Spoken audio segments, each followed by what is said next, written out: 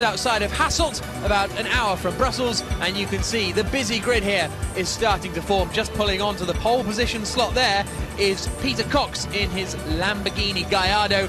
After winning the qualifying race yesterday, he will be starting on pole position. Let's have a look at this Zolder circuit then. It's a classic racetrack, very much in the old-fashioned style of race circuits. Formula One was held here way back from the mid-70s to the mid-80s. There's a few overtaking opportunities, but in general, it is quite difficult to get past. Nevertheless, we saw plenty of overtaking yesterday down into turn 12, the hairpin, and into turn 2. And there is one of the local driver pairings, Anthony Kumpen and Enzo Eid in that number 5 Phoenix Racing Audi. It's a German team that run Phoenix Racing, but both of the drivers are Belgian. 19 degrees the track temperature, 15 degrees the air temperature. A little bit warmer today than it was yesterday. Certainly warmer than it was in qualifying, when I think we were about 4 degrees or something like that. And as ever, a huge Belgian support have come out here to watch the racing. Here's a look at the championship standings at the moment. Edward Sandstrom and Frank Stippler, after winning the main race in France last time out, are leading the championship, only 1 point ahead of Ortelli and Van Thor. WRT in first and second place, and then Max Buch and Alan Day in the HTP Gravity Charouz car are in third. Nicky Mermanoff and René Rast now in the Pro Cup category. They are in fourth place in the championship currently. Sebastian Loeb and Alvaro Parent down in sixth. Then we've got the first of our Brazilians. Over 20% of the grid is made up of Brazilians, and it's Caca Bueno and Alan Coder who are at the top. Karen Chandok there and Jan Seyfarth, are in 8th position. Parisi, Zuber, Cox and Racina in their first race weekend. So we just saw the Phoenix Racing Audi down there on the grid, and we can now hear from Anthony Kumpen with John Watson. Anthony Kumpen, Mr. Zolder, this is a 1 hour race. Can you do better than 8th? I hope so, because 8 is not where we want to be. We want to be minimum on the podium. Yesterday in the start I got closed in a bit, so I had to back off. And then we didn't find the right setup. We did some changes in the warm-up that seemed pretty good. So we hope to go for the podium, yes. And what have you told Enzo to do in his stint? I hope he picks some places. You know, the start is very important here in Zolder. The first corner is very tricky. We saw it yesterday. I gave him some input. Let's see if it works. Have a good one. Anthony Kumpen has raced the 24 Hours of Zolder 10 times. He's won that race 6 times.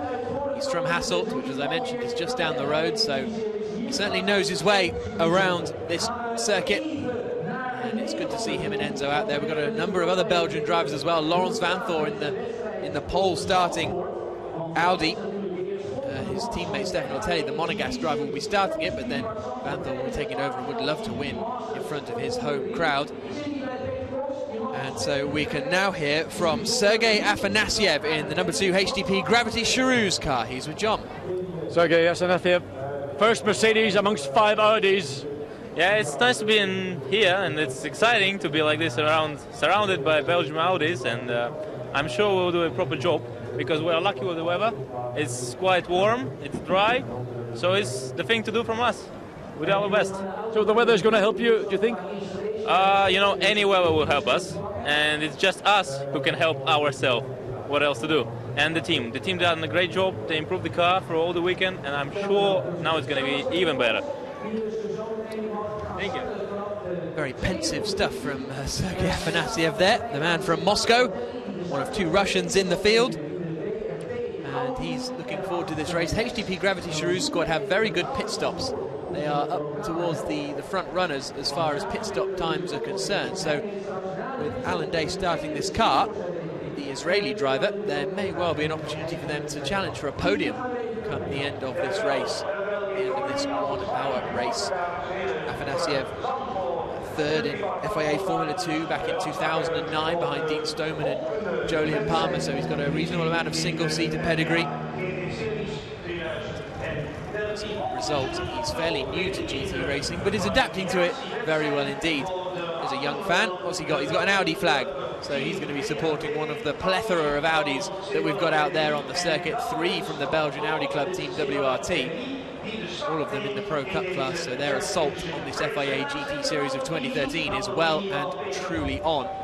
And of course it is one of them that starts on pole position. The second Team WRT Audi starts in 3rd position, and that's in the hands of Nicky Mermanoff and René Rast. Mermanoff did a good job yesterday.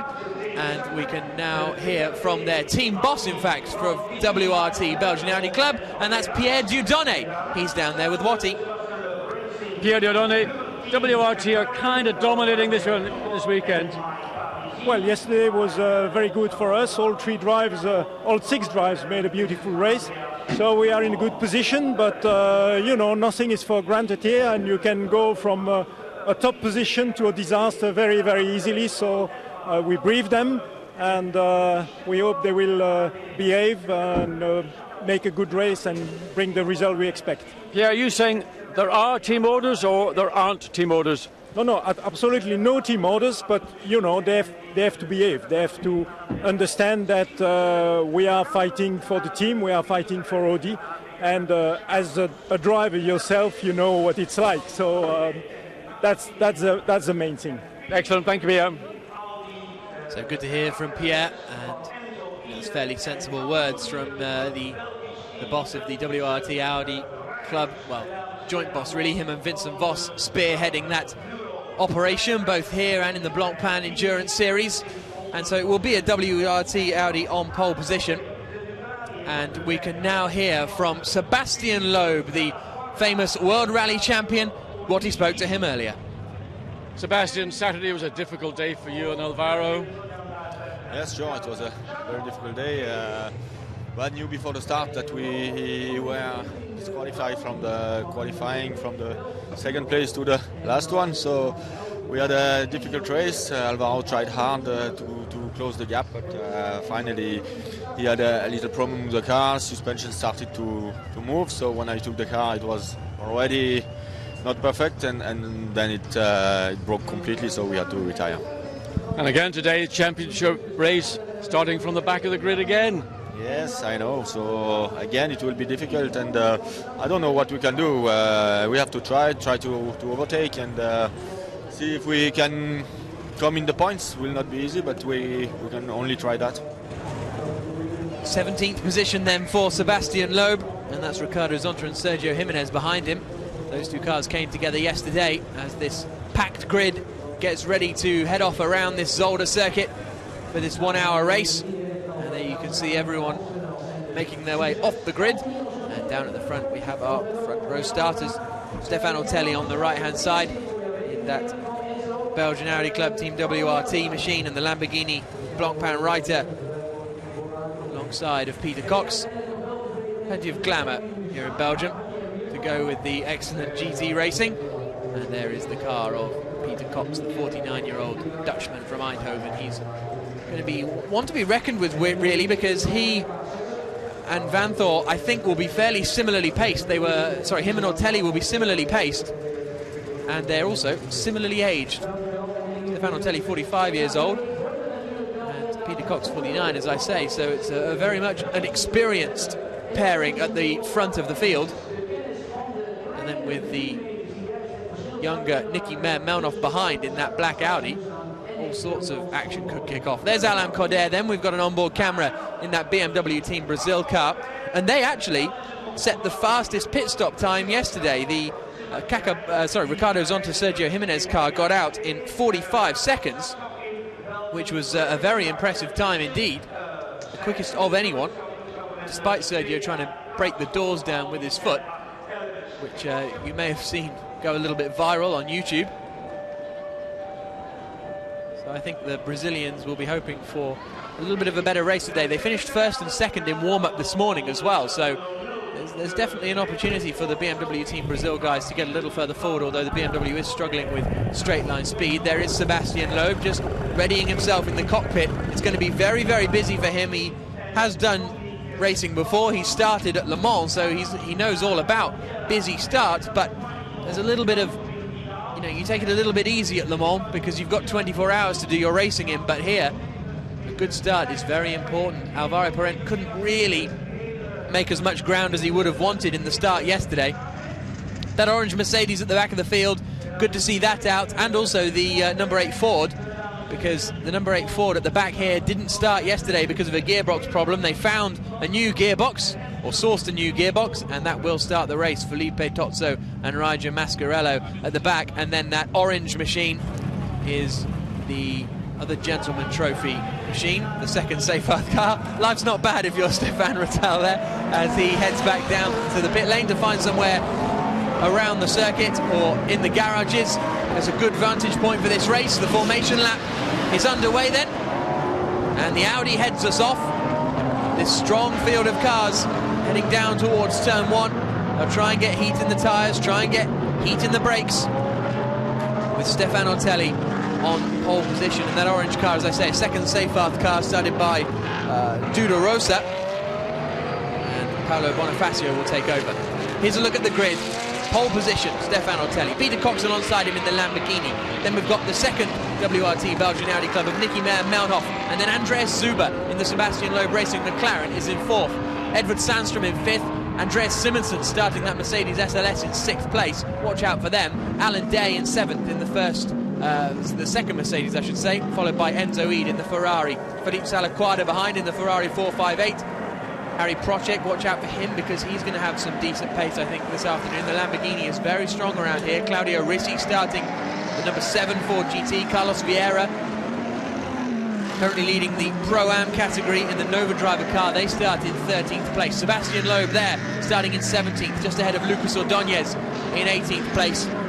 Ricardo Zonta will have a lot of ground to make up from 19th, and then Raja Mascarello will start that number 8 Ford GT that didn't get out yesterday. Great to see everyone who's still here out on the grid. Unfortunately, we lost the BMW Team Sports India car on Friday it was, when Julien Juste, the experienced racer, put it in the barriers coming out of the final corner and wrote off the car, unfortunately. So that was a shame for him, and a shame for us, and a shame for everyone, but they had to go home. As we go on board with Alain Cordair, then up in front of him is Jan Seyfarth. Seyfarth looked very, very quick yesterday, setting the fastest lap of the race, so don't be surprised if that Mercedes comes through. But the start here, John, is going to be very important. Yeah, I mean, it's not a terribly long run from the start line down to turn 1. Notorious in the past for having incidents on the run down or even in the corner. Cars will tend to go maybe the long way around, think there's an advantage, but always get pinched on the outside of turn 1. But turn 2 and then into turn 3, those are the areas on the racetrack where you can get past the unwary. But of course, if you're in the front 3 rows of the grid, what you have are 5 Audis, 1 Mercedes and 1 McLaren. It is an Audi fest here in Zolder. 50th anniversary, by the way, this wonderful little venue in Belgium. Excellent. So on board with Sebastian Loeb we go. The main race about to get underway here in Zolder. It's Stefan Ortelli on pole position, and he and Peter Cox will duel it out, as well as the 18 other cars on the grid. When the red lights go out, which they do now, it's a good start. Look at that, coming straight to the right-hand side for Edward Sandstrom to get the inside line and move up into 3rd place. Andreas Zuber's trying to hold that 3rd place as well, though, around the outside. We go on board with Loeb. It's all kicking off in front of him. A bit of contact between the Audi and the Ferrari. We're all safely through as they come into the right-hander now, and there's contact. Around goes Sebastian Loeb. He's gone into the side of Jan Seyfarth. Yeah, he didn't really get far enough alongside the Mercedes coming into turn 2, and consequently the side swipe and the Mercedes substantial car. There are 2 others, Mercedes and the Nissan, the Bunkermassen also. Yeah, Lucas Ordóñez obviously got caught up behind all that. We may have had a change for the lead. You know, I didn't quite spot it as they come down into the first corner, or as Nicky Meyer-Melnhof had a bad start. Meyer-Melnhof's had a bad start, but Peter Cox is in the lead. The Lamborghini managed to make it through. The other Lamborghini bounces over at the chicane, but Cox leads. And look at Nicky Meyer-Melnhof way down the field now. Here comes the attack from Caca Bueno, Alain Cordair, I should say, starting that number 0 BMW. As they wind their way through, there's Duda Rosa getting really in the mix. He's up with the Pro-Am guys and some of the Pro guys as well. Great start from Duda. A wilder start this afternoon than we saw on Saturday in the qualifying race. Clearly that contact in turn 2, almost predictable. Sadly, 2 cars, whether they're going to be out of the race or not, whether they can recover and get back into it, you have to just wait and see. Well, Jan Seyfarth is out of the race. It's just been confirmed on the timing screens, but as they come into the chicane then, leading the way is Peter Cox. A brilliant start from him. It didn't look as though he was really in the mix to hold on to the lead, but as they come across the line at the end of lap 1, he's got a 2.2 second advantage, and it's a front left puncture for Sebastian Loeb. What a nightmare he is having in the championship. Well, when I said to him in the interview, this is motor racing, I'm not sure whether he fully understood his body's going off track there. That's Anthony Kumpen going all over the place. Mr. Zolder, 24-hour specialist, 6 wins, 10 attempts, 2 Nissans. Oh, look at the damage to the front of O'Donya's car. That is, well, that's probably not going to make it back out into the field. That's a real shame for the RJ and Nissan crew. I didn't really see. Oh, look, there's a wheel. That's a tyre. Yeah, that's from tyre, Sebastian Vettel. So into the pits come both of the Nissans. Loeb comes into the pits now as well. They're going to change the tyres, or just the one tyre, obviously, because that's the punctured one, as the car drops to the ground and they fire out. But here we go then, up at the front. Peter Cox leads, Stefano Telli second, Edward Sandstrom third.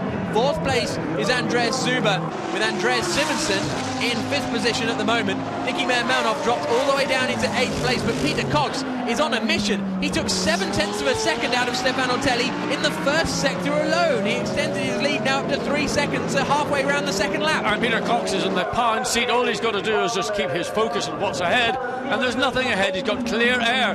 He can focus on his drive. Here we're seeing this battle, second, third, fourth, fifth, sixth, seventh, almost covered by, what, a second and a bit down to eighth place. They're all having to try to attack the car ahead, but likewise, Stefano Telli very aware that Sundstrom in the other Audi right behind him is capable of taking that second place away at any opportunity. Lucas Ordóñez is out of the race. You can see the gesticulations there. It looks as though Mark Szulczycki didn't see what happened to him, but he has got going again and heads out. But there is Lucas Ordóñez. What a disappointing start to the race. It looked, we didn't really see it, but it looked as though he just got caught up behind the two cars colliding in front of him and nowhere he could really go as he heads back off into the garage, and that's race over for him. And Alex Buncombe needn't get changed as they come down the back straight there. This is second and third place. Peter Cox has built up 3.3 seconds now. Very impressive in these early stages from Peter Cox. Yes, he's very experienced, but Ortelli's no mug. Trouble for Mercedes. Oh yeah, that's the HTP Gravity Charouz car. Alan Day is cruising, you can see him there. And that's a real shame for Alan and the HTP Charouz squad, because they're currently third in the championship. And there is Ordóñez. Yeah, that Loeb spun in front of me, the other one.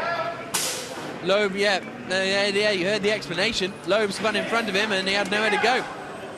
Well, it's always difficult at the start of a race in Zolder. I mean, point that out. There is the Mercedes being pulled off, and that is a great disappointment. The HTP Gravity Charouz car. Let's look again to the start and wonder what happened. What happened to Nicky Meyer-Melnoff? Cox had already got through into the lead on the exit there. Loeb had made up quite a few positions actually. A car runs wide in front of him. He darts through the middle. So Cox was already in the lead, as we see. And then that Mercedes gets out of shape. Loeb's going to dive through the middle here. Sees the gap on the inside into two. I mean, he did the right thing. Nothing wrong with what Sebastian Loeb, but he probably didn't. Oh, there's the Mercedes, and that's what happens. The Nissan of Ordóñez really had nowhere to go. Racetrack completely, just had no room. Well, here we go then. This is going to be the interesting thing. We're on board with Loeb coming down into the first corner. Nice and late on the brakes. Everything opens up in front of him. That Mercedes on the right-hand side is going to be the one he tries to get past. And let's see, is this... The Mercedes goes wide. Yeah, but in reality, from the onboard shot, and we saw that yesterday with this very car with Alvaro Perez, unless you are slightly further forward, in other words, your front wheel level with the door of the car you're overtaking, but at the point in the opening lap, the Mercedes didn't even have a clue what was going on one side or the other side, and frankly, he just was... all concentration was focusing ahead. That's racing, said Lucas Ordóñez as we cut back to him there, so a real shame for him. Car 1 has stopped, as we saw. Alan Day, which promotes Enzo Edub into 5th place, and this is the battle over 7th place. Nicky Meyer-Melnoff ahead of Carlos Vieira, ahead of Alain Coder.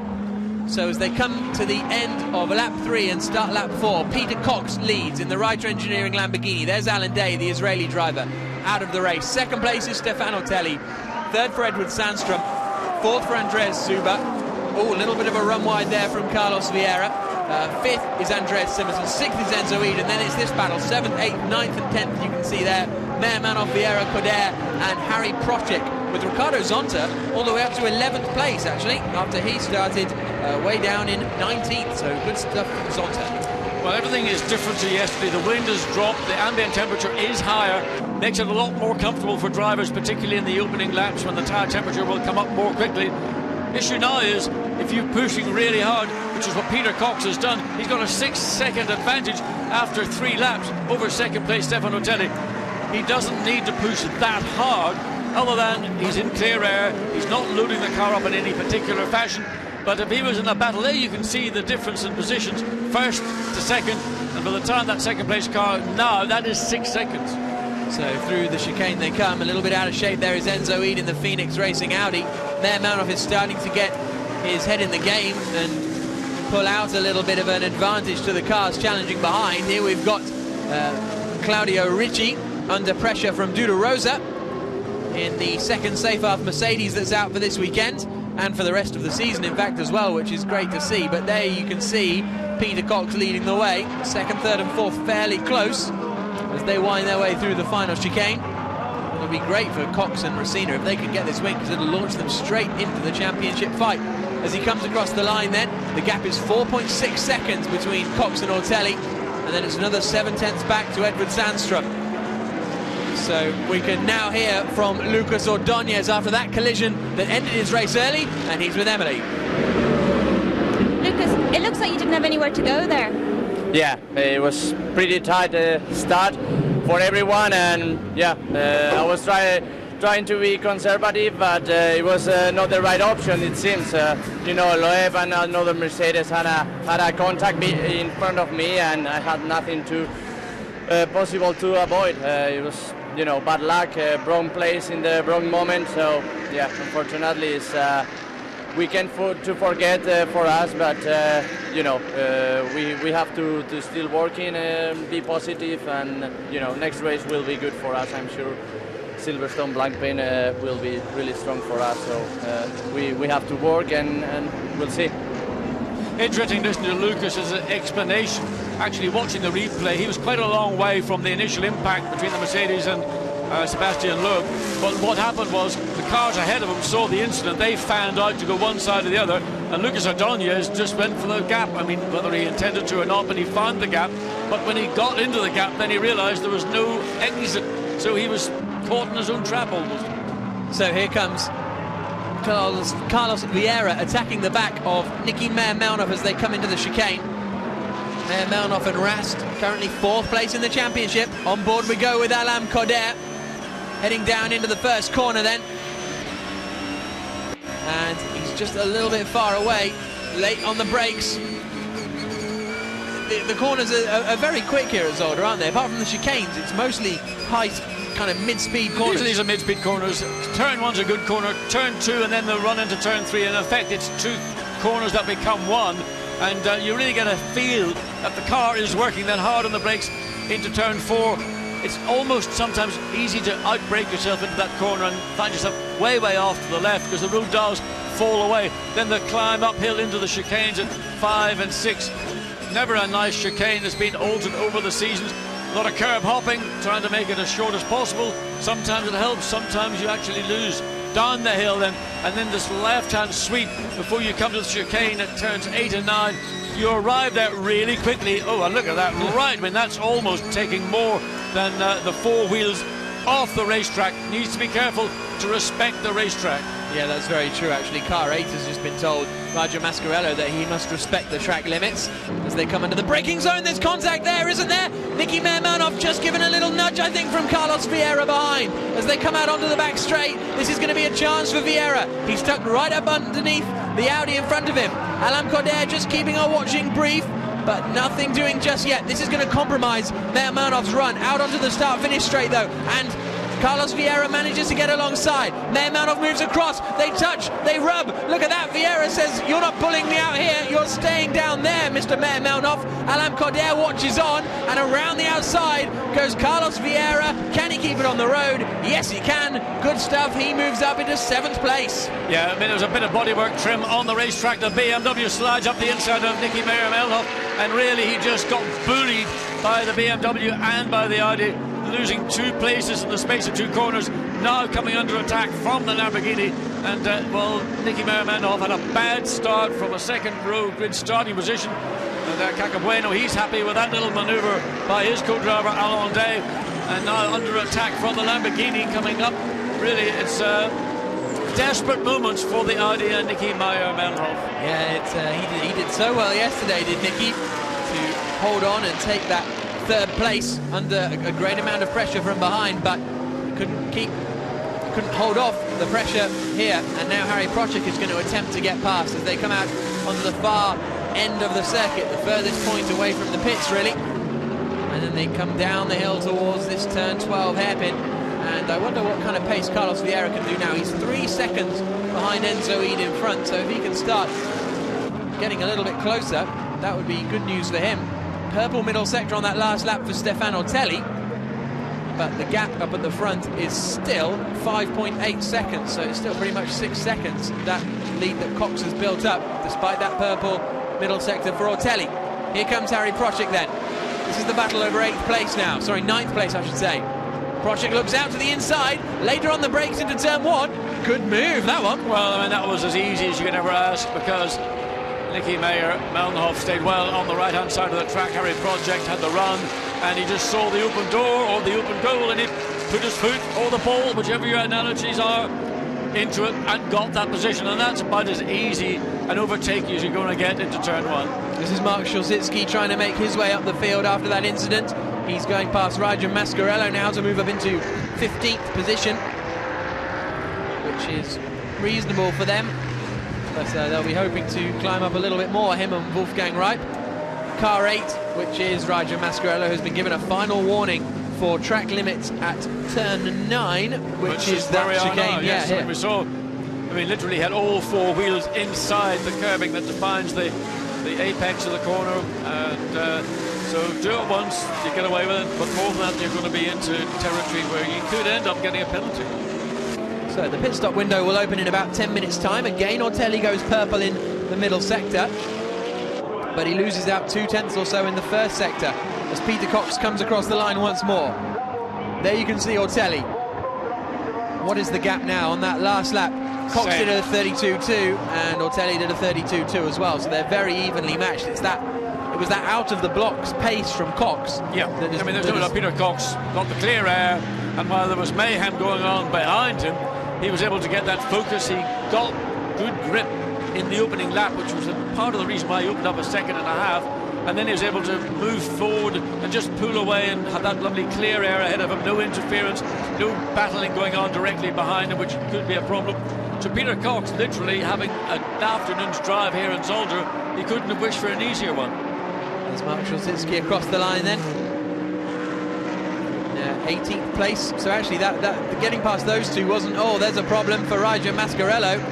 Yeah. Car darting around a little bit. I wonder whether he's got a tyre problem, maybe picked up something in the opening laps. It doesn't look stable at the rear at all, and obviously going much more slowly than he would have done otherwise. That battling that we saw Mark Szulzicki doing wasn't for position. He was a lap down, so that was him unlapping himself from some of the tail end Charlies as Peter Cox heads towards the chicane once more, comfortably in control of this one, but it could all change at the pit stops.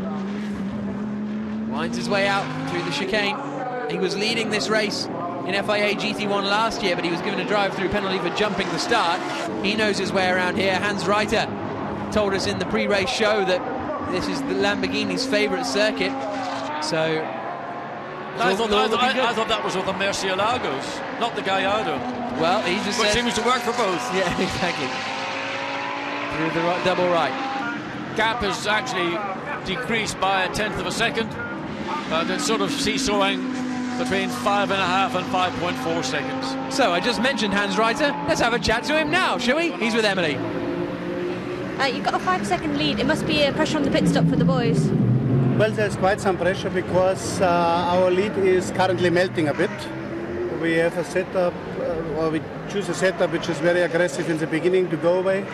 And from now on, the Audi is faster. If you see the lap times, they are gaining 0.5 second on us. Will be exciting for the last 5-10 minutes because the pit stop, I think, they catch us, and there's a lot of pressure on the boys.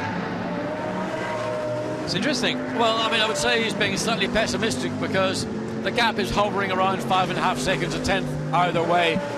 Of course, the pit stop will be key, and we know that WRT and the Audi boys are extremely efficient in the pit stop, so Hans Reiter's men are going to have to match that, because all the time you make up on the racetrack, as the Ford makes its way in with that problem we identified, but all the time that you make up on the racetrack can just evaporate in 5.4 seconds, in almost the blink of an eye, and then pressure would be on Stefan Rosina when he gets into the Lamborghini. Of course, it'll be the local boy and expert round here, another expert round Zolder, Lawrence Van Thorp, who was stunning yesterday, will take over this second place Audi. So it's, well, actually, Reiter Engineering, their pit stop was 1 second slower yesterday than WRT, so they're fairly evenly matched when it comes to the pit stops. But do you know the difference? They're leading right now, different pressure, and WRT have got that experience from whether they're leading or at the back of the field. It's consistency that they have. That's what Reiter Engineering is going to have to give the lead car, and not sucker for the pressure blow. So problem at the back of the Ford, unfortunately. The sister Ford is running in 14th place and 5th in Pro-Am. Down at the bottom left side, probably a suspension component, and that's why the car looked to be crabbing marginally as it came down the pit straight. With Ortelli opening up a gap now from Edward Sundstrom in 3rd place. Stefan Ortelli has been running about 0.2 of a second or so a lap quicker than the Swede in the 3rd place Audi, and kicking up the dust as he comes out of very good turn 11. That's one of the better corners around the far end of this racetrack. Unfortunately, the chicane at turns 8, 9 and 10 have destroyed what would have been turn 8 on the original layout super corner, but of course not much room on the outside these days, so they had to slow the corner down. So there's the fans watching on as we go on board now with Stefan Ortelli. He comes out onto the start-finish straight. Let's see the gap between him and Peter Cox then as he comes across the line, and it is now 5.6 seconds still. Well, just get an eye on Stefan Ortelli, just turns into turn 1, making very, very small adjustments on the steering wheel on the entry, then relaxes as he goes up into turn 2 left on the brake, catches the apex, doesn't take too much of it on the inside, lets the car run out to the outside, blends corner 2 into turn 3, then the short sprint down to 4, and then the battle going a little bit further on the field. Yep. Second of the BMW. This is 11th place Ricardo Zonta with Felipe Salaquada behind him. Is that the car that got a touch of GBH yesterday? It is indeed, it is indeed. So Sergio Jimenez, it was attacking the side of his own car. He said because of the contact with Parent, apparently that damaged the door, so it wouldn't shut, and obviously if something doesn't shut, the best medicine is your foot. I think that was, in some respects, the highlight of their day. And that's a shame to see Mascarello being reversed into the garage. Now this is the battle for 7th place. No, this is the battle for 3rd place, my apologies. It's Edward Sandstrom and Andreas Zuber. This is the battle over 3rd position. Andreas Zuber is right up the back. He's looking super quick as they head out onto the back straight, down towards the chicane. Yeah, well, all the Sebastian Loeb Racing hopes are dependent on this car. Mike Parisi will be taking over from Andreas Zuber. Well, the pit lane will be open just under 4 minutes. And a disappointment indeed for Sebastian Loeb and Alvaro Parent. It all went wrong after qualifying when there was a technical infringement with the turbocharging in the boost, and then the contact in the race with Parent.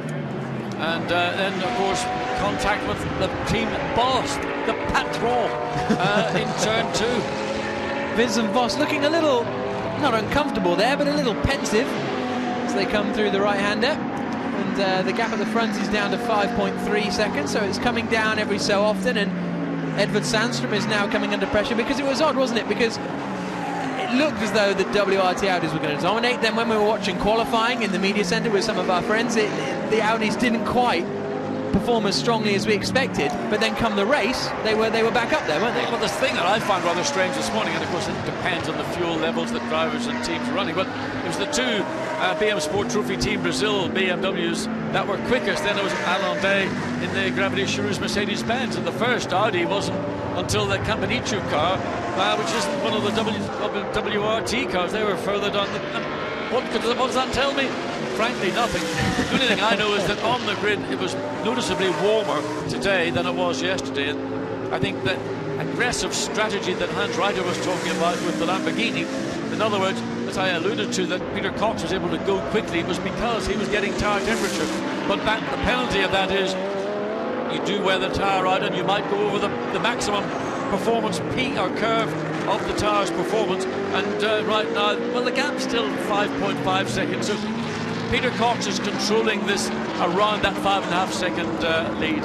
Philippe Salaquada trying to get past Ricardo Zonta still. This battle we've been watching for a couple of laps now. 11th place, this is over. And if you get up into 10th place, you'll pick up a championship point. So he's pretty close this time. The BMW we know is a little weak in a straight line. Salaquada not quite brave enough to go through it on the brakes against the ex-Formula 1 racer. No, and Ricardo Zonta very aware that the Ferrari was ready to make to pounce going into turn 1. Didn't give it the opportunity down the inside. He more or less stayed in mid part of the circuit, and that then stopped Salaquada's exit, also giving him an opportunity into turn 2 and then on the exit of 3.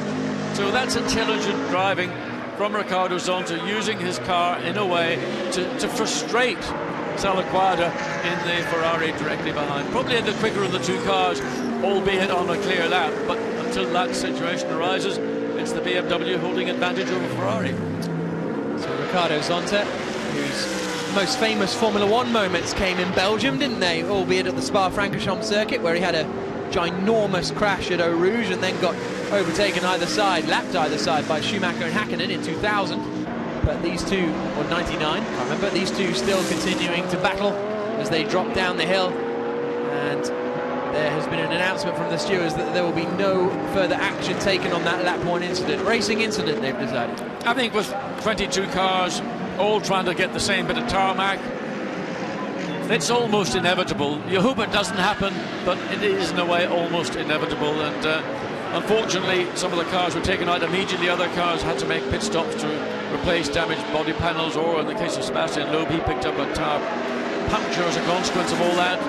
And Sebastian Loeb, well, currently running in 15th place, lapping good pace, 132.6, around about the pace of sort of cars in 5th, 6th place just behind. In fact, the sister McLaren of Andreas Zuber, who's doing the 32.3s. So through the back sequence, through the first few corners they come. There's Frank Stippler ready to take over from the 3rd place car. So that's going to be, there's only 0.6 of a second between them. So that's going to be a good battle between Sebastian Loeb Racing and WRT in the pits. Yesterday, Sebastian Loeb Racing managed to put in a quick time, 54 seconds. WRT doing it about 50 seconds. So you only need one little mistake here or there and things can swing around. Sundstrom won't be able to make it into the pit lane at this time on this lap, because to take him less than the 30 seconds, he's now coming up to the pit lane entrance, so he's going to have to do one more lap. Frank Stippler ready in the pit lane to take over that car from Edvard Sundstrom. The man to watch is going to be Nicky Meyer-Melnoff, whether he comes in on this lap to hand over to René Rast, because he's a tiny bit further back down the road. I don't think he is going to quite make it through in time before the pit stop window opens as they come across the line. There he is. No, he stays out. He probably could have dived in, but René Rast is getting ready to go. It would have been too marginal a call, but the BMW the window is open. Zonta coming in to hand over to Jimenez. So let's see what one Brazilian can driver do. See if we get any kung fu fighting in this pit stop. Hopefully the door has been readjusted. The door keepers are in perfect position, and there'll be no more tantrums in the pit lane. And all the people around the world who enjoyed that on their various media formats probably had a great old laugh at it, but I don't think it was particularly liked in certain parts of Munich. So out climbs Ricardo Zonta, in climbs Sergio Jimenez. As the tyres begin to get changed on the Z4. And so they were battling over 11th place, well, they were running in 11th place, so we'll have to wait and see where they come out. Now, what's going to be the strategy here with Cox? Stay out. He's now gained almost a second of an advantage, up to 6.4 seconds.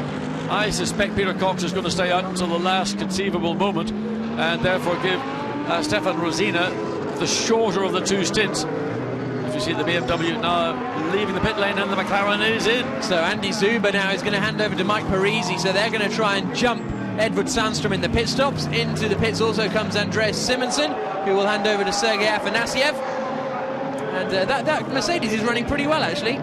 Yeah, I mean, I have to say, Afanasiev was very confident on the grid. I managed to say his name without having to refer to the notes. Afanasiev. So he's done a good job for the Mercedes team, and he'll be handing that car over very quickly indeed to Andreas Simonsen, and you know, good result. I mean, one Mercedes amongst 5 Audis and a single McLaren was a tall order. Now the pit stop window's open, it is opportunity for the pits to make some of those overtakes. So we've got cars diving in left, right and centre. There is Zuber and Parisi, and there's René Rast waiting to take over from Nicky Melnoff. Into the pits he comes. Lots and lots of carbon brake dust coming from the front wheels as the Audi comes to a stop. Rast puts in his booster seat, and let's hope he's turned the engine off this time. I think that was a lesson well learned. Mike Parisi on his way, as is the Mercedes. So seeing Andreas Simonsen following out behind the McLaren. Good pit stop, I think, for this René Rast car. So they will have picked up, I think, a little bit of, you know, certainly in terms of time, not lap time, but track position. So Peter Cox stays out. Stefan Ortelli, I think, will stay out as well, and he does so. Third place, Edward Sandstrom, he stays out as well. So we're going to have to wait a couple more laps before it all shakes out. Out of the pits now comes Fabio Onidi. Car 29 spun and rejoined at turn 3. That was due to Rosa. In comes Enzo E to hand over to Anthony Kumpen. But up at the front, the top 3 are remaining out there on the circuit. 32 minutes to go. Across the line comes the battle between Carlos Vieira and Alain Coder that's been going on for well, the whole of the race, really. Still only half a second separating the two of them. So when will either of those come in to hand over to their respective teammates? Peter Cox continues to lead. He's got a 6-second advantage. On board we go then with Alain Coder. Kumpen gets in. There's Alvaro Parent waiting to take over from Sebastian Loeb. I mean, Alvaro Parent and Sebastian Loeb must be wondering, what have we got to do?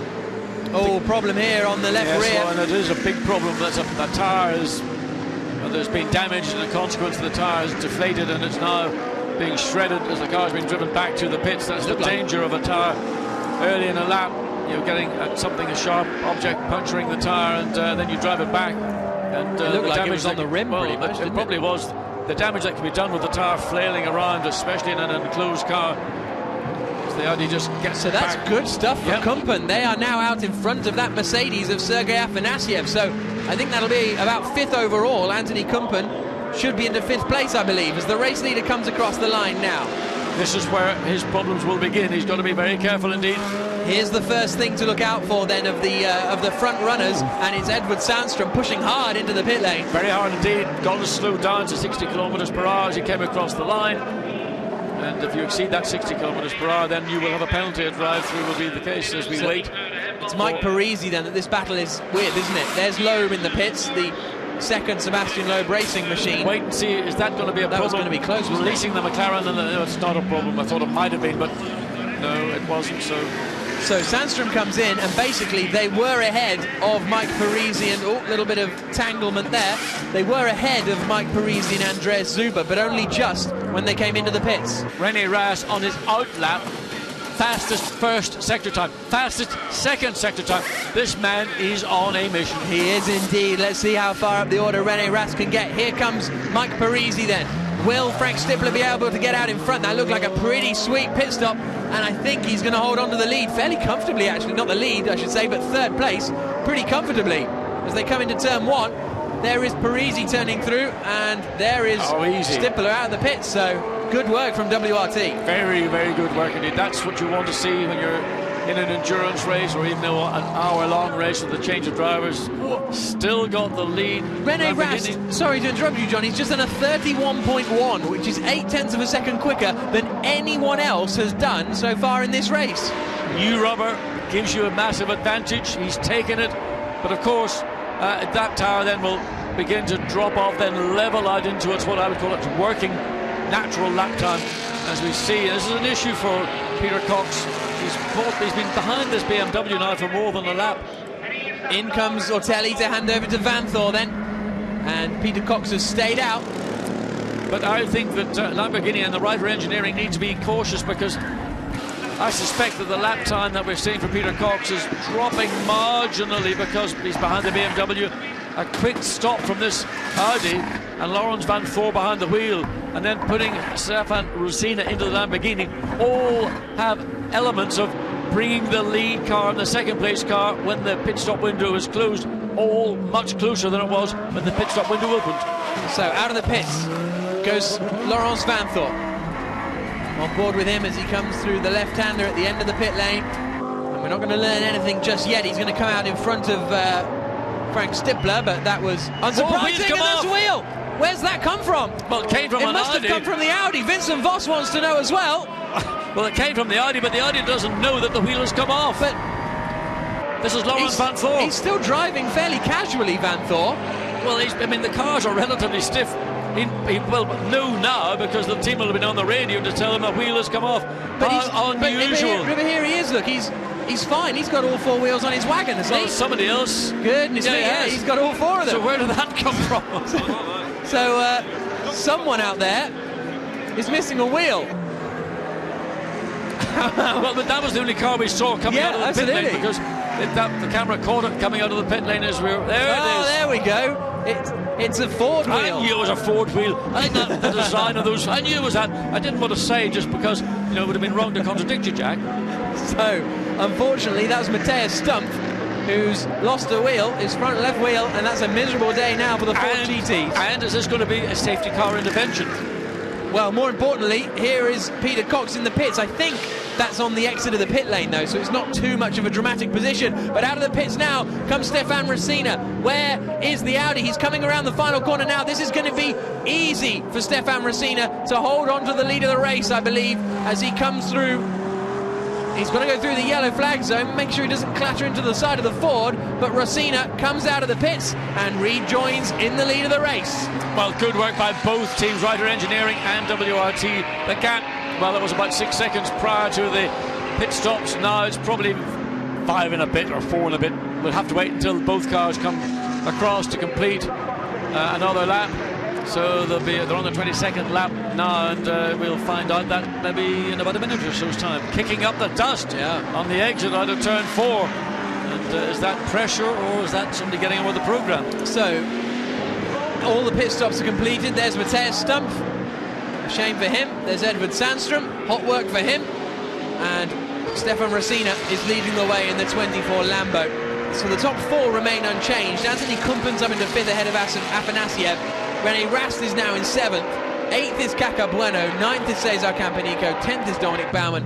11th is Jimenez. 12th is Fabio Anidi, with up into 13th place now, Alvaro Parent. But there's our race leader, Stefan Racina. And really, if he can keep it all together, he should be all right. But we'll have to wait and see the times. It's Alvaro Parent who actually now is the quickest car on circuit by about 1/10 of a second. That stunning lap we saw from Rene Rast, 1:31.117. Last lap 31.6. So he's lost that half second. That's the difference between the tyre being brand new and then the tyre settling into its run. So 25 minutes remaining as the pit stop window closes here. Stefan Racina is leading the way.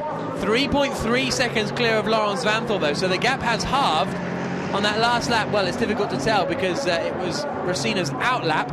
So the next time they come past the timing beam, we will be able to get a better judgment of exactly how that gap is progressing. And there is Rast. He's got past Afanasiev on that last lap and is now up into 6th place. Yeah, I mean, Rene Rast, such a star in an enclosed GT car, and he knew what he had to do. Clearly there was disappointment for Nicky Meyer-Meldenhoff in getting mugged completely at the start of this race, and really just doing little more than a consolatory drive to keep the car in position. But Rene Rast now has got a job to do. He's only 1.1 seconds behind the 5th place car, so he's going to be looking to make that position as soon as, well, he's made up that 1.1 seconds. Anthony Kumpert's going to be Kumpert as he comes down into turns 7, 8 and 9, and the man who knows this circuit better than anybody. 6 wins in 24-hour races. Must be nuts, the guy to do that. So here's the battle then over 5th place. Good work from Rene Rast. Meyer-Meldenhoff a little nervous watching on.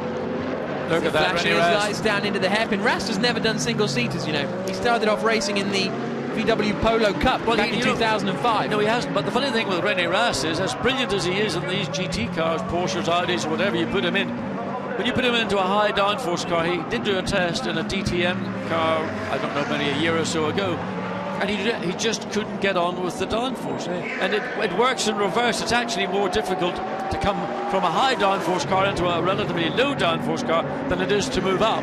As Karun Chandok is experiencing at the moment, because Jan Seyfarth was selling to me, Karun's trying to take too much speed through the corners when that grip just isn't there because there's no downforce. Yeah, absolutely. And I mean, we sort of mentioned this yesterday, that when you've got a bigger, heavier, physically less nimble car with a lot less downforce and a much different tyre kind of specification, as opposed to the nimble sort of single-seater racing that Karun Chandok is more accustomed to.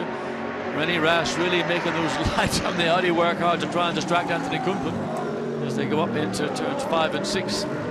As they climb up over the hill, and then it drops away very quickly, and you're into this turn 7, and before you're really exiting it, you're having to get on the brakes to slow down for this Villeneuve chicane. Kumpen certainly knows his way around here, so you'd imagine he would know how to defend around here, because he's going to defend for all he's worth. Well, René Rast is going to have a look down into turn, in my view, into turn 12. He's got to do it sooner than later. He's going to get, basically, he's getting, like, Kumpen knows where to place his car to deny René Rast. Rast couldn't afford to go tight on the right-hand side into the run into turn 12. He'd have been on the dirty part of the racetrack, wouldn't have been able to slow down the car. René Rast, not a happy man. He wants that Belgian-driven Audi to get out of the way and let him get on with his job of trying to catch up to Mike Parisi in fourth place. So here comes René Rast. He's in the slipstream as they come towards turn 1. Start straight, not quite long enough here. You've pulled off some manoeuvres going down into turn 1, but René Rast unable to at the moment. He's got a chance now to look up the inside, but still, no, there's no. Anthony Kumpen good on the brakes as he enters the brake zone. Kumpen's pit stop is actually under investigation. It's just been announced, so that could end up with a penalty for Kumpen if the stewards find something amiss. There's all sorts of regulations you have to adhere to in the pit stop. Seatbelts off, engines off, seatbelts on at the right time, seatbelts off at the right time, don't throw the tyres, all sorts of things. Sergei Afanasyev doing a good job running behind in the Mercedes. Yeah, absolutely. And that's really stressful for Nicky Melnov. Well, he's been graded now as a professional driver, but he's still got a lot to learn. But, you know, he's such an enthusiast, and he loves his motor racing so much, you know, to see him distressed as he is there. Or maybe he's just concerned that his teammate is driving the wheels, the door handles off his Audi to try and get past Mr. Zolder, Anthony Kumpen. Down into their right-hander they come again. This is obviously the reverse situation that René Rast experienced at Nagaro, where he was defending expertly. A little bit of a sideways moment for Kumpen. We believe that the engine may have been on whilst they started changing the wheels in that number 5 Audi, so that's what the investigation is. Whether it was or not is not up for us to decide, but when it is decided, we'll let you know the outcome. Across the start line they come. This is a good opportunity now for René Rast. He's got a car length between him and Kumpen in front of him. Is he just going to send it in on the brakes? Kumpen's going to turn in, and he's very, very confident, is Kumpen. He needs to now hold the inside line coming down into turn 2. There's a bit of a gap there, but he's defending that one nicely as well. But he's going to make the cutback, trying to get the nose of his car inside that of Anthony Kumpen, but it gets cut off, almost literally shreds the carbon fibre of René Rast's car, and that was the best opportunity René Rast has had so far to take that position and convert it into 5th place. Good battling here between two very experienced racers. Kumpen's been racing GT cars for many, many years. Started off doing FIA GT back in '99. Slightly wayward going into the chicane. That's given René Rast another opportunity, but not able to do anything into turn 8 and 9. It really needs huge cooperation from a car that you're battling with, and that's not coming right now from this 5th place Audi of Anthony Kumpen. All this is dropping them further back from Mike Parisi up in front. They're lapping about 0.6 of a second slower. Parisi, in fact, is lapping a second quicker than Van Thor in front of him, and the gap at the front is down to just 2 seconds. So it's all coming to fruition in these last 20 minutes, but we're watching René Rast desperate to make his way up into 5th position. Afanasyev is just keeping a watching brief at the moment. Well, he's waiting there to pick up all the toys out of the pram.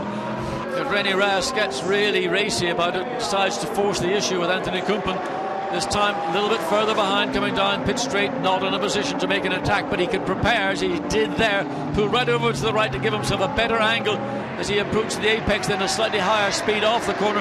Again moves the Audi around to try and do something off turn 2, but Anthony Kumpen's got every move covered, and René Rast is almost, I think he stopped, well, he was going to say he stopped flashing his lights out of frustration. He's back on them again. It's not making any difference, because I think the mirror in that Audi of Kumpen's has been turned down.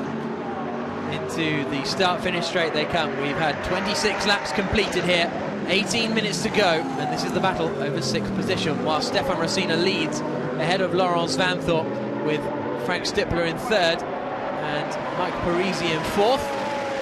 They come through turn 7. This is Anthony Kumpen at the wheel of the Phoenix Racing number 5 Audi, the red and white machine. He's got René Rast so close up the back of him, you would not believe, in the black WRT Audi. And you can just see that difference between Rast and Kumpen. The black Audi, the quicker of the two, through turns 8, 9 and 10, but to no avail, because the Belgian was able to hold the German in identical cars behind him. And this is the top two then, Rosina and Vanthoor. Gaps down to just 1.9 seconds on that last lap. Vanthoor managed to take 0.6 of a second out of Stefan Rosina. So, as we heard from Hans Reiter earlier, they started with an aggressive tyre strategy, the Lamborghinis, so they may fall away later in the race. René Rast looks to the inside again, sends it, not close enough. No, he's not. He wants to do it, but his fundamental nature says, no, I'm never going to get away with it. Now, trying up the inside. Again, Anthony Kumpen kept the car very wide on the entry into turn 2, allowing René Rast a little bit of wriggle room if he did overcommit. And that's intelligent driving from Anthony Kumpen, because he's watching what's going on behind him, as well as what he needs to think about ahead of him. Anthony Kumpen, runner-up in FIA GT back in 2009, lost out the championship to Michael Bartels and Andrea Bertolini, I think it was, by just 1 point. As they come through the chicane, he and Enzo Ede aren't looking like championship challengers this season, but they're looking like solid top 10 runners, hence this battle over 5th place down into the chicane. And you can see René Rast is later on the brakes, and just he's got a car that turns direct and marginally better than that of Anthony Kumpen. That's just down to driver preference in terms of how they have the car set up.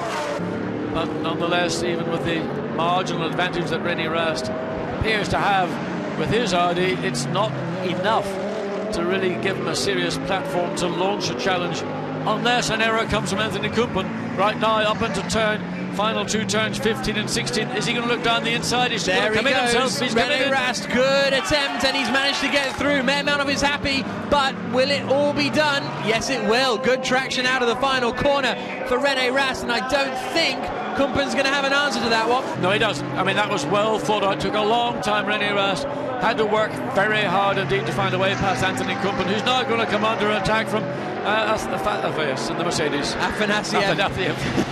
So he's doing a really good job just watching that battle, wasn't getting involved, in a sense just keeping his own pace and focusing on what's available. He now knows that Anthony Kumpen is going to be vulnerable, particularly into turn 15. If he can get the Mercedes to repeat, let's look again. René Rast goes to the right, then feints back to the left. This is his opportunity. He's got to launch himself down the inside. And Kumpen just turned in, and he realised the other Audi is precisely in the bit of racetrack he wanted and had to turn away. Absolutely so. Great move from René Rast. There is the battle for the race lead, though. Stefan Rosina leading the way, but Laurens Vanthoor has gone green in Sector 1. He's done the best Sector 2 of anyone in the race so far, a 33.263. And Vanthoor is really pushing now. There's Ortelli, his teammate. Across the line, the gap is down to 1.3 seconds. Another 4/10 came out on that last lap. Very, very interesting. We go on board with Vanthoor then. Let's see if he's wrestling the car. Well, let's look at the turn 2 and a nice, progressive, smooth turn in. And pretty smooth. Really, you're balancing the car here as much as on the steering as you are on the throttle. So all the work is done getting the entry to that corner. Once you've got the apex correct, then it's just a matter of steering and throttle to exit the corner. And Laurens Vanthoor, very comfortable behind the wheel of this car, did a stunning job. Yesterday we saw him doing a stunning job in Nagaro as well. Through the chicane, not clouting the curbs, thank goodness. So now we can hear from Stefan Otelli, Vanthor's teammate. He's down in the Audi garage with Emily. Stefan, he's caught up. Do you think he'll get past? I don't know. It's good to be here already, and I mean, this is the feeling we want. I know Lorenz will try his best, and he's living here, next door to the racetrack. But yeah, it's important to have a look and be safe as well. You know, we need points. I just had a very good start, but Peter Cox was also too quick. So for 3 laps, it was a bit difficult, and then I was catching. Apparently, it's what's happening now as well. You know, Lorenz is quicker right now. All because of the aggressive setup, would you say? Well, I think 2 very strong drivers, and you know that they came out of that melee behind the lead Lamborghini in best position. And Stefan Otelli, as always, does a very strong professional job. Got the car up to within 5.5 seconds of Peter Cox in the lead Lamborghini. Then a good turnaround for Laurens Vanthoor and for Rosina in the Lamborghini. But Vanthoor clearly will be the quicker of the 2 drivers with 12.5 minutes of this race remaining. But whether he can get close enough and make the pass and make it stick, well, I think Otelli, you can sense he was actually slightly more nervous than he normally is when he's interviewed. Yeah, absolutely. He's usually very relaxed, and actually there's a real chance as we see lappery going on. That's Anthony Kumpen going past Peter Charouz, and following him through is Sergei Afanasyev. The gap between those two, well, it was just 0.2 of a second actually as they crossed the line, so they must have all got a little shaken up going down into turn 1 with Peter Charouz up in front of them. The gap at the front is down to 1 second between Rosina and Vanthoor. Frank Stippler unable to keep the pace, running about 0.6 slower than the 2 chaps in front of him. Despite Rosina being reeled in, he's still the third quickest man on the racetrack. Vanthoor the quickest, Rene Rast the 2nd quickest. Yeah, but also who's pretty quick is Alvaro Parent. We've not seen very much of that Sebastian Loeb Parent car. Started at the back of the field, currently up to 13th, running in low 131s. So we've heard from Vanthoor's teammate. Let's hear from Rosina's teammate, Peter Cox, in the garage with Emily. Peter, do you think he can hold him off? I hope. I mean, Stefan is a very good driver, and obviously the other competitor is quite strong here. It's his home track, but I think Stefan is doing a good job, and it will be close, but we're pushing. Laurens Vanthoor's house is just to the left of shot here, because he can see turn 3 out of the window when he brushes his teeth. So just in that copse of woods to the right-hand side is where Laurens Vanthoor lives. You can't get much more of a home race circuit than this. As they come down the back straight, there was only 0.4 between them as they crossed the line.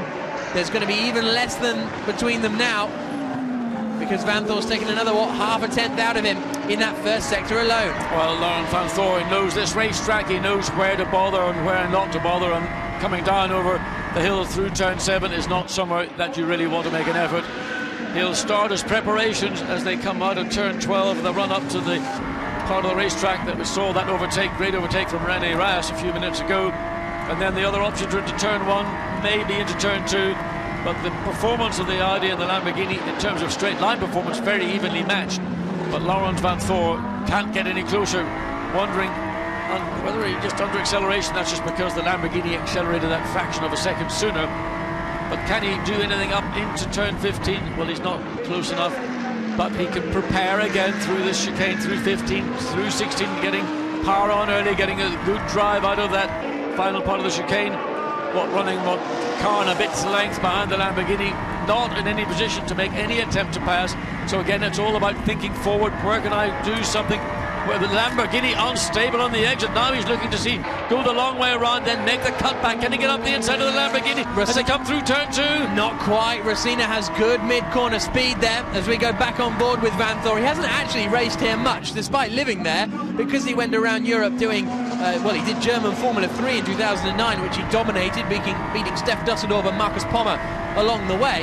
He hasn't actually raced here at Zolder as much as, say, Anthony Kumpen, who's done about 1 billion laps around here, but nevertheless, he knows it well. It gives him the home advantage. The car's moving around so much. Lamborghini, the rear tires are beginning to cry enough. I can see the Lamborghini now twice in this lap getting marginally out of shape, and that's going to give great hope to Laurens Vanthoor. He needs to be patient through these sequence of corners. There's not much he can do. He can have a look if he's brave down into turn 12, but he's got to position himself to get the exit off turn 11 perfect, but I don't think he's going to make a chance down the inside again, defended by Rosina. But again, the pressure is obviously working on Rosina. He's having to be defensive. He knows that the back of his car has lost grip. And Stefano Telli, well, the beard looks like it's growing by the second. They come up to the left-hander. Lap times have started to drop off now, lapping about 0.4 of a second slower than Frank Stippler behind.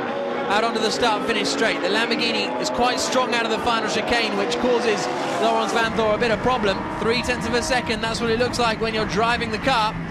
Watch what happens to the rear of the Lamborghini coming out of turn 1. This time, more control, but it wasn't on the throttle maybe quite as aggressively. Vanthoor again enters the corner, turn 2 on the wide line, hoping to maybe have the opportunity of the cut in the inside, but not available this time.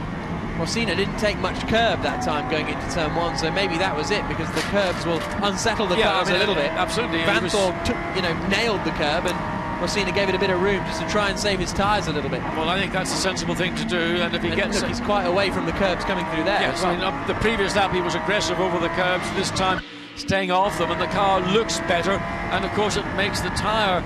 It likes that. It doesn't like being thumped and bashed over curbs. So, oh, look at that, so close between them. The Lambo is really struggling to get out of those slower chicanes. All good stuff from Stefan Rosina, because that's now adding further frustration to Laurens Vanthoor. He was quicker, you could see he was quicker into and through the chicane, but he had to get out of the throttle because he was about to overrun the Lamborghini and the consequent contact. Rosina finished third in the 2009 Porsche Super Cup, so he knows all about defending from cars that are very similar in terms of specification and in terms of straight line speed, and as a result he's doing a good job out there, the Slovak. 6.5 minutes to go here in Zolder in Belgium. It's the second round of the 2013 FIA GT Series, and this is the main race, the one that counts for points. The winner of this will pick up 25 points, which would move Ortelli and Vanthoor to the top of the championship. If Rosina and Cox won it, it would rocket them up probably to around 3rd or 4th place, considering Alan Day has retired, which would be pretty decent haul considering this is their first appearance in the series this season. As they head down the back straight, little tighten on the straps. Ortelli is really suffering, isn't he? Oh, he is. I mean, look at him, his mouth's gone dry, and he's giving us something to, a lozenge or something. You're heading down to the pit lane in a minute to interview him. Take your Strepsils with him as they come into the chicane. Again, this is where we saw Vanthoor really close in before, but unless the driver in front makes a mistake around this section of the circuit, there's not really an opportunity to make a pass. Through the left-hand kink of 11, down into 12.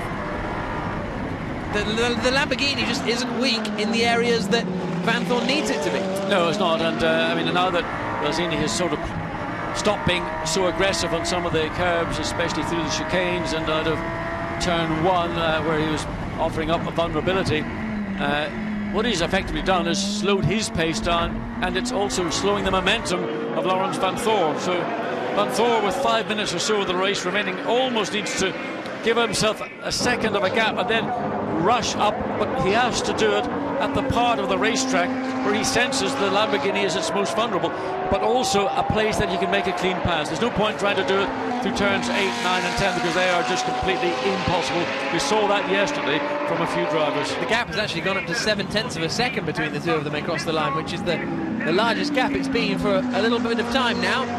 Yeah, but to me that's very much more about Vanthoor just backing off and giving himself that little bit of space, a little bit of air. He might be suffering from brake overheating. He's been running so close behind the Lamborghini. It's very hard on brakes, this 16-turn Zolder racetrack.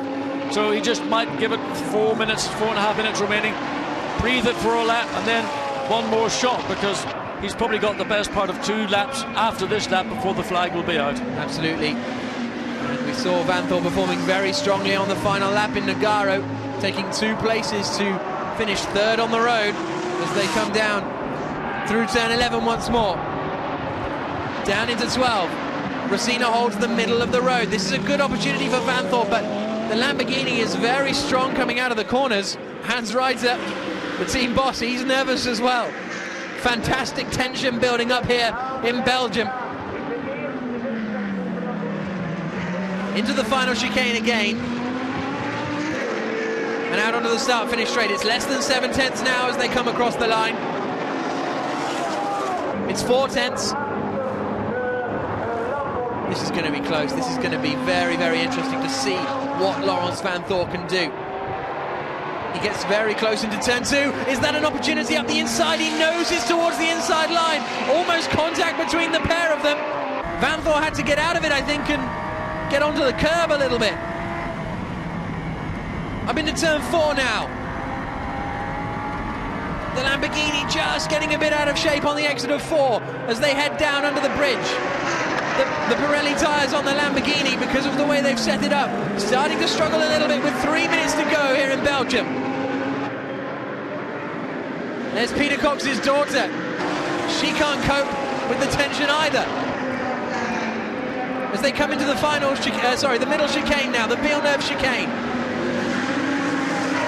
Where is the opportunity for Vanthoor? He's never really been close enough to have a look going down into turn 12, which is a position where we've seen a lot of the overtaking so far. Look, he's maybe 5 car lengths behind. Car 29 has been given a 10-second stop-go penalty for numerous pit stop infringements, which is Duda Rosa and Paolo Bonifacio, which means that they are going to not hold on to that second place in Gentleman's Trophy, I don't think.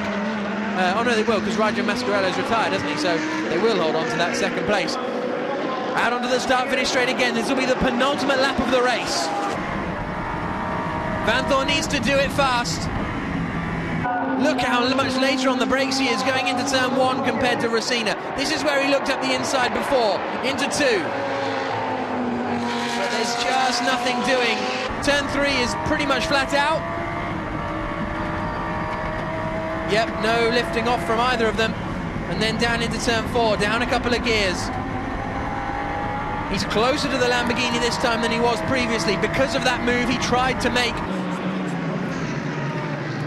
The Reiter engineering squad, well, it's fantastic to have them here in the championship. And what a debut to the FIA GT series they are having this afternoon. This is the battle for the lead of the race. Stefan Racina, the Slovakian, in the 24 Lamborghini. Look at how much Vanthoor pounds those curbs coming through 8 and 9. But it's just not enough. He knows he needs to get as close as possible coming down into this hairpin on the right-hand side, but he just can't do it. It's through turn 10 that the Lamborghini's very strong. Almost a nudge there. Now out towards the final chicane. They'll be coming through to start the final lap. Racina has done brilliantly to hold off the attack of Laurens Vanthoor behind. The two of them still lapping in the 32.7s, which is a very decent lap time. But across the start-finish line they come. About a car length and a half between them. On board with Vanthoor. He's gone for it into turn 1. Does Racina see him coming? He does. He leaves a little bit of space. And holds on to the lead of the race. Into turn 2, Vanthoor's going to try and get the cutback. There's almost a touch, and Racina's still holding the lead. Round of applause in the Reiter garage, because that might be it, you know. Because Racina has built up enough of a gap now. I don't know if he'll be under pressure at all in the remaining part of this lap. Vanthoor knew he had to go for it. Great fair racing between the two of them. Into the chicane. Oh, Vanthoor had to dab on the brakes just coming out of the second one because he tried to take so much speed through. And I think that will be enough now for Stefan Racina to hold on. Into the Villeneuve chicane. Look how much curb Vanthoor is taking. He's not giving up just yet. It's through this right-hander that he needs to keep the pace up, but he's not quite as quick as the Lamborghini through that turn 10. The left-hand kink at 11 is a nothing corner. Down into 12. His last chance is into the final chicane. And he is right up behind the Lamborghini. This could be it. He might be close enough to send a lunge here. The final corner of the race. The battle for the lead in FIA GT. He goes for it. He's not close enough. Racina holds on. But Vanthoor might get the cutback. There's a little bit of a touch. But Stefan Racina has just done enough. The checker flag falls. A fantastic main race here in FIA GT. And Stefan Racina wins the race for Reiter Engineering. He and Peter Cox take the win. Laurens Vanthoor, a spirited drive to second place, phenomenal racing. Frank Stippler third, Mike Parisi and Andreas Zuber in fourth. Rene Rast crossed the line in a brilliant fifth place after a wonderful drive from him. And Reiter are delighted. What a finale. What a finale. Peter Cox there, Stefan Rosina's teammate. And the nerves now can finally ease. Anthony Kumpen crosses the line in 6th, Afanasiev 7th, Bueno in 8th place. Good result for the Brazilian squad. Campanico 9th, Baumann 10th, Jimenez there in 11th ahead of Fabio Anini in 12th. Alvaro Parent will come across the line in 13th place to not pick up any points. But there is Stefan Rosina. Well, here's a look at Reiter as they go over the line. Cox knows he's got it done.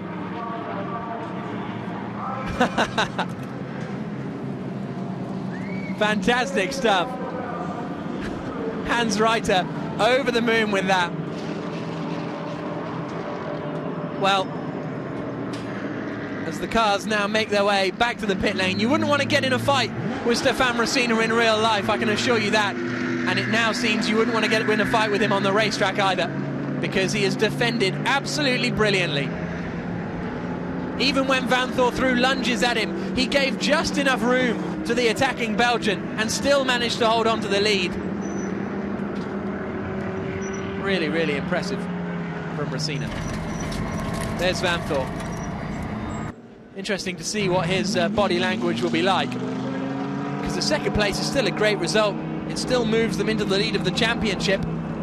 Laurens Vanthoor and Stefan Ortelli will be in first place in the series going towards the next race, but could have won his home race. You could see how much in that attack, how much it meant to him.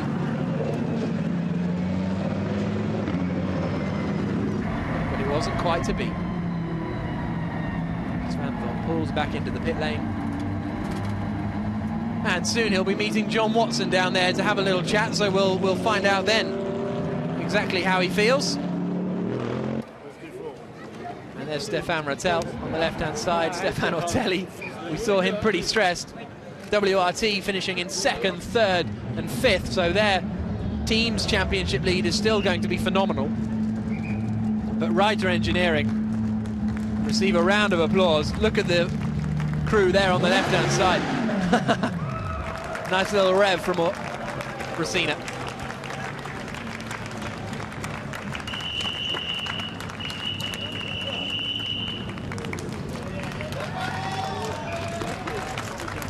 Great work from the pair of them. So that was a real hard battle for Stefan Rosina. There you go. Congratulated by the Reiter mechanics. I've said it a few times today, it's great to have Reiter here in the series. They're going to be here for the rest of the year as well with this Lamborghini, and they have a real opportunity to mount a championship challenge now, because that'll put them up onto 32 points, so they'll be about 4th place in the championship despite missing the opening round. And it's good that Rosina managed to, well, he managed those Pirelli tyres, didn't he, towards the end of the race. He knew that it would be marginal towards the end, and he started driving a little bit differently. And we can now hear from Stefan Rosina and Peter Cox there with Watty. Peter Cox, Stefan Rosina, that was a tense finish, but a great job by you in the opening stint. Yes, it was. We changed the car. The boys of Reiter Engineering did a fantastic job overnight, and we had a really good car. I had a good start, and Stefan Ortelli did also a good start and let me live.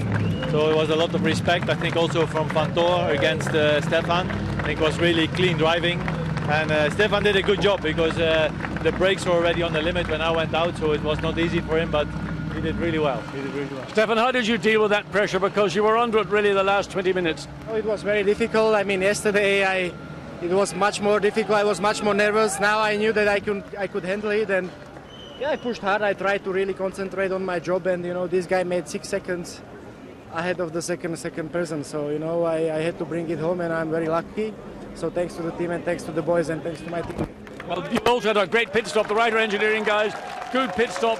Super.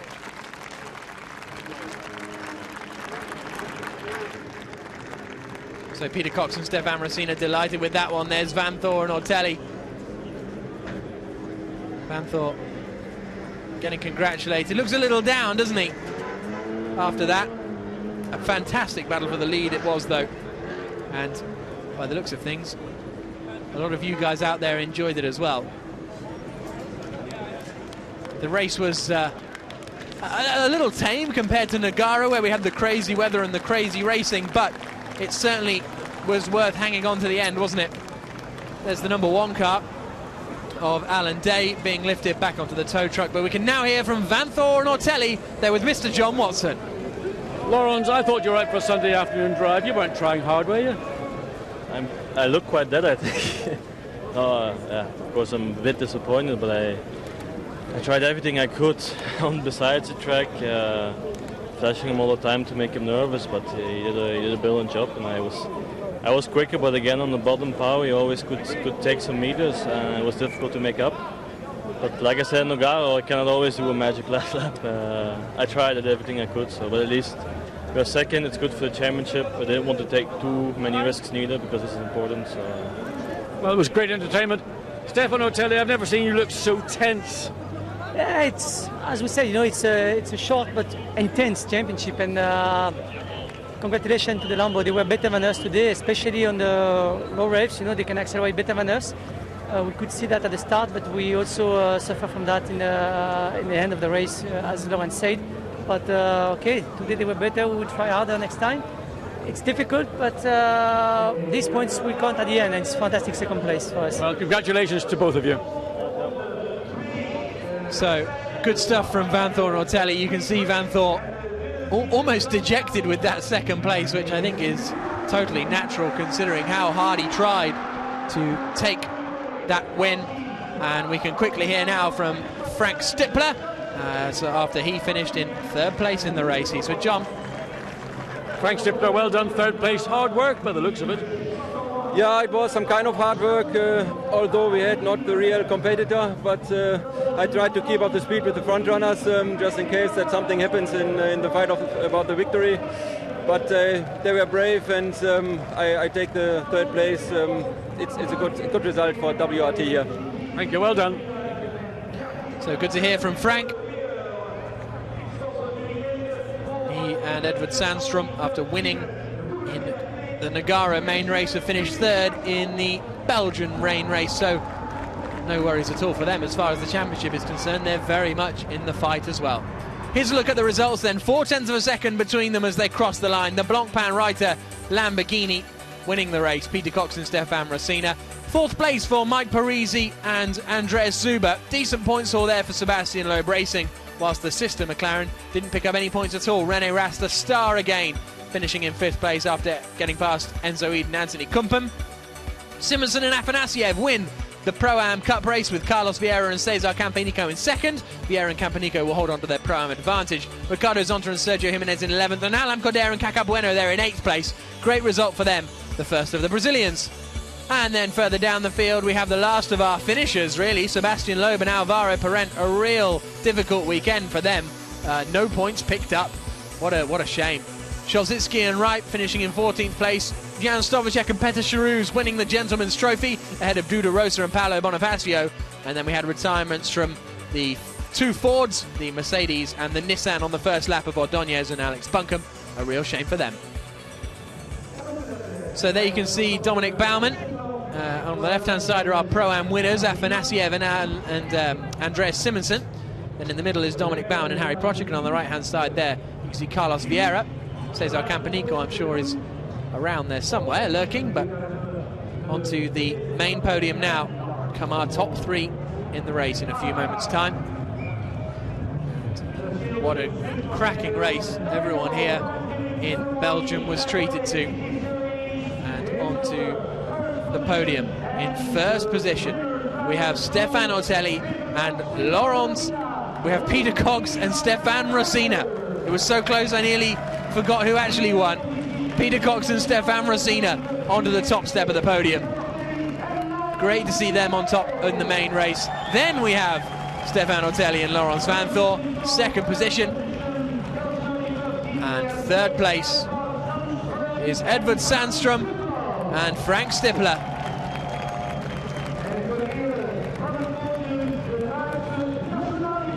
And now, on the top step of the podium, the national anthem of Germany.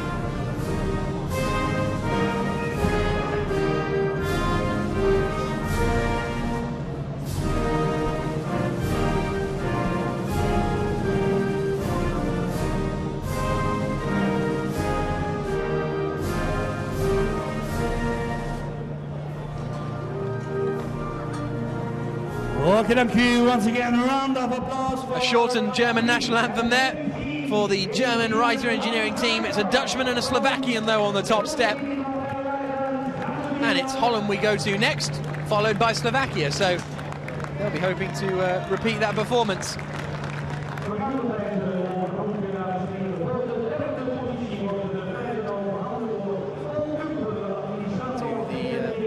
Here come the trophies. First of all, the third place to Frank Stippler and Edvard Sandström. Good drive from them.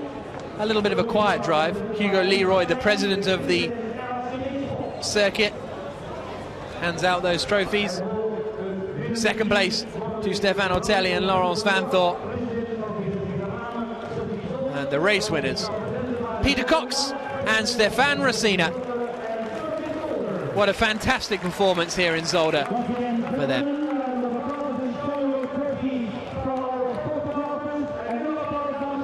So, an impressive weekend of racing, it has to be said. Today's race, as I say, wasn't an absolute barnstormer throughout, but towards the end, it really got entertaining, didn't it? We had some good battles throughout the race, but towards the end, the crescendo of the 1 hour of racing was that battle for the lead. And now the champagne is sprayed. Absolutely top work from Stefan Rosina in defending.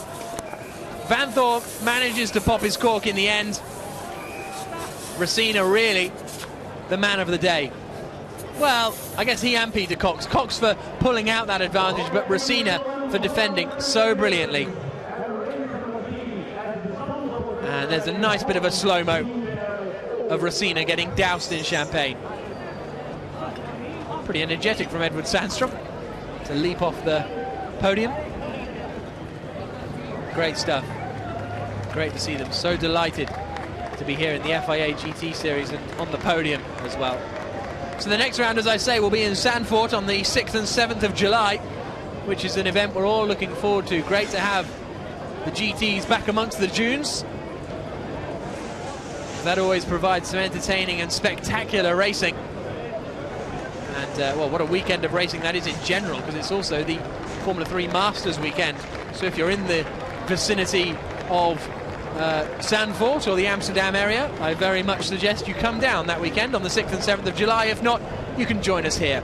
Here's the championship then. Ortelli and Vanthoor have moved into the lead, 2 points clear of Edvard Sandström and Frank Stippler. And look at that. One win, one appearance for Cox and Rosina, and they're up in the third place in the championship, only 12 points off the lead. Meermanov and Ras in fourth, Kumpen and Eid in fifth, and the big losers, Maximilian Buch and Alan Day, have gone from third in the championship to sixth in the championship in just one race, which is a real shame for them. But nevertheless, it's Ortelli and Vanthoor on the top of the podium, but it's Peter Cox and Stefan Rosina's day after an entertaining main race here in Zolder. It was a great start from Peter Cox that got the race underway. He managed to take the lead, but in the middle of the pack there was disaster for Sebastian Loeb. Through the melee coming into the right-hander at turn 2, he managed to accidentally tag the Jan Seyfarth Mercedes. Seyfarth was out of the race. This is the view on board with Loeb. The gap was there, then it wasn't, and they were both sent spinning around, and those are the kind of things that Loeb has to learn, and Lucas Ordóñez says, nothing I could do. We had some great battles throughout the field. Nicky Meermanov being bullied out of the way by Carlos Vieira, the two of them going door handle to door handle down the start-finish straight. The BMW and Lamborghini would then follow through as well in some fantastic midfield racing. And there was the move from Harry Proschik. Very good move, actually. Very late on the brakes.